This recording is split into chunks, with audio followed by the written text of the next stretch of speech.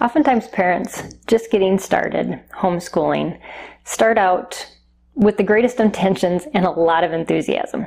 And within that mix, they try to recreate a public school at home. And that doesn't quite work. And actually, it's a sure way to bring your homeschool to ruin before you hardly even get started. And here's why. One-on-one teaching with a student is very intense. It's not like a classroom setting where the student is kind of allowed to just ease in and out of what they're listening to and absorb content as it's being given to them.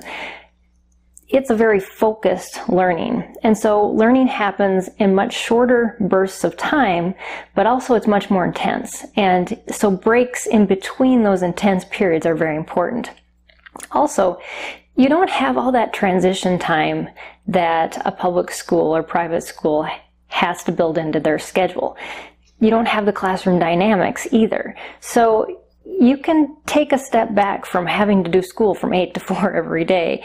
You will actually realize that school happens in much less of a time period, and your student doesn't have to be sitting at a desk to be learning either. Another thing to consider is that starting something new is difficult. It's difficult for me as an adult.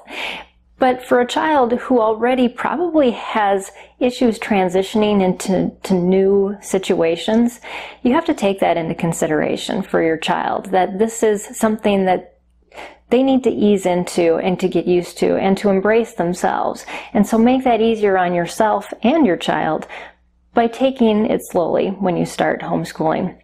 Also, realize that no matter how much research you put into a curriculum, there will be tweaks and changes that need to be made, even if it was created for a child who has special learning needs, because that curriculum wasn't written for your child. It was written for a broad range of kids who experience learning issues.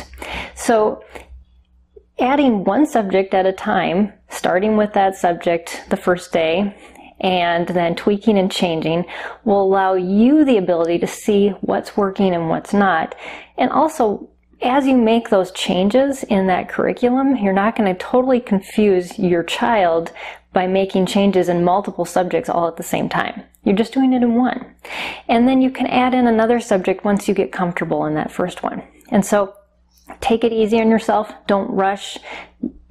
There's no race to the finish line.